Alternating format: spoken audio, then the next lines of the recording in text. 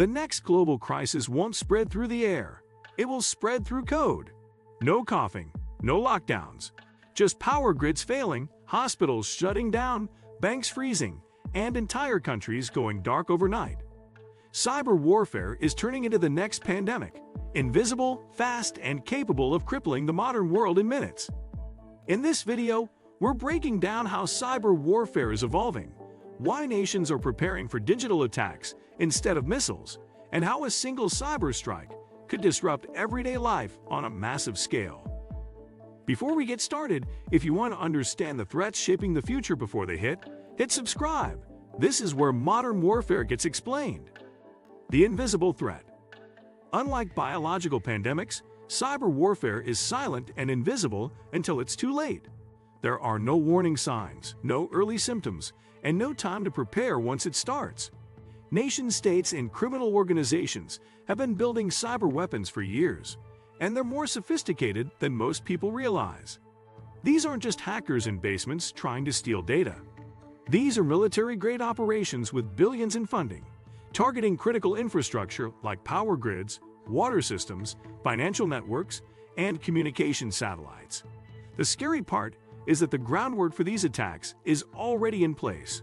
Security experts have found malware embedded deep in U.S. infrastructure systems, sitting dormant, waiting for someone to activate it. It's like having a bomb planted in your house that could go off anytime someone decides to push a button. We saw a preview of this threat in recent years. Ransomware attacks shut down hospitals, pipelines, and meat processing plants. These were relatively small incidents compared to what's possible, yet they caused massive disruptions and cost billions. Now imagine those attacks happening simultaneously across every critical system in the country. What happens when the grid goes down? Let's walk through what a 3-week blackout from a cyber attack would actually look like. In the first 24 hours, chaos begins.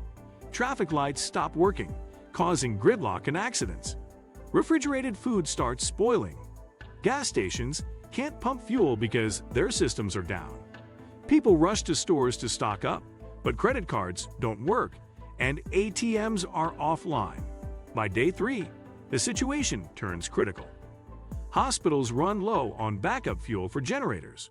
Water treatment plants shut down, leading to contamination risks. Supply chains collapse because trucks can't get fuel and logistics systems are offline. Pharmacies can't fill prescriptions, and people on life-saving medications start running out. After a week, society starts breaking down.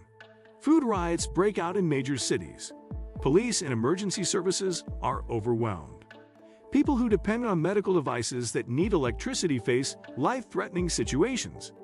The economy grinds to a complete halt because no one can conduct business without digital systems. By week 3, we're looking at a humanitarian crisis. Thousands are dead from lack of medical care, contaminated water, and violence. The economic damage reaches into the trillions. Even when systems come back online, the recovery takes months or years. This isn't science fiction. Security experts have run these scenarios, and the conclusions are terrifying. The banking system collapse.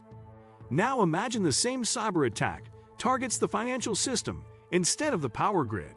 Your bank account shows 0. Stock markets freeze. Payment systems fail globally.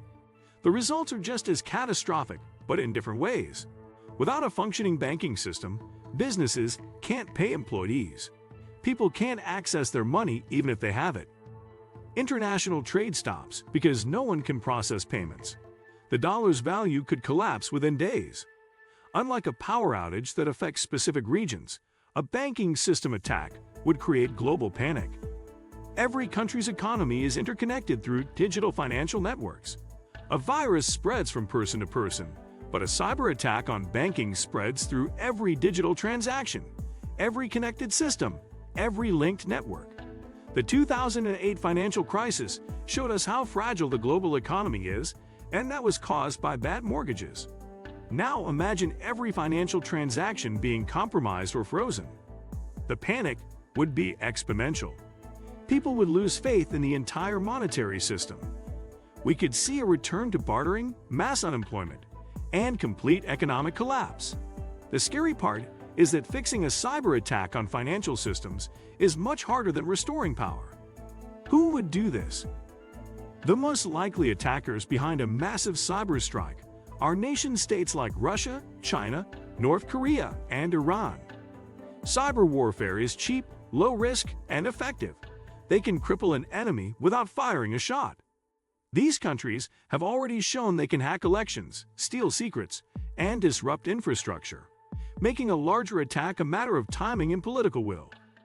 It's not just governments, though. Organized crime and terrorist groups are gaining cyber power too, driven by money or chaos. Powerful hacking tools are becoming easier to buy and use, lowering the barrier to entry while the potential damage keeps growing. Why we're not ready? Most U.S. critical infrastructure is outdated and vulnerable. Power grids and industrial systems often run on decades-old tech with weak security. Upgrades are expensive, complex, and poorly coordinated across hundreds of companies and agencies. Government warnings have led to little action due to budgets and politics. There's also a shortage of skilled cybersecurity professionals, while hackers are often better funded and more skilled. Defenders must protect everything. Attackers only need one weakness: the economic impact. A large-scale cyber attack could cause economic damage far worse than any disaster. Estimates suggest trillions in direct and long-term losses, collapsed industries, and a stock market crash wiping out savings. Global trade could freeze, shortages would follow, and recovery might take years. Unlike physical disasters, trust in digital systems would be shattered, widening the wealth gap, causing job losses, and possibly triggering social unrest and political instability. What individuals can do? You can't stop a nation-state cyber attack, but you can prepare. Stock 3 to 4 weeks of food, water, and medicine, and keep some cash at home. Have flashlights, a battery-powered radio, and backup communication methods like CB radios or satellite phones. Learn basic survival skills, keep important documents in physical form, and know your neighbors to share resources in a crisis. Don't rely solely on digital systems. Diversify wealth with physical assets. Stay informed so you can spot real threats early. The wake-up call. We live in a world where code can be more dangerous than bombs. Skilled hackers could cripple modern infrastructure far more effectively than a military attack. Every day without a cyber attack isn't safety. It's just that no one has acted yet. Rising tensions, bold criminals, and easier-to-use tools make an attack likely. Governments and experts know this, yet we act as if the internet, power, and money are guaranteed. The real question isn't if a major cyber attack will happen. It's when and whether we'll survive the chaos. What makes cyber warfare so dangerous isn't just its power. It's how quietly it happens. Most attacks aren't even noticed until the damage is already done. And unlike traditional wars, there are no clear borders, no uniforms, and no warning signs. Just systems failing when we need them most. So let me ask you, which scares you more? Physical warfare or digital warfare? Drop your thoughts in the comments. If this video gave you a clearer picture of the next global threat, don't forget to like, subscribe, and share it with someone who thinks the future will look like the past. Thanks for watching. I'll see you in the next one.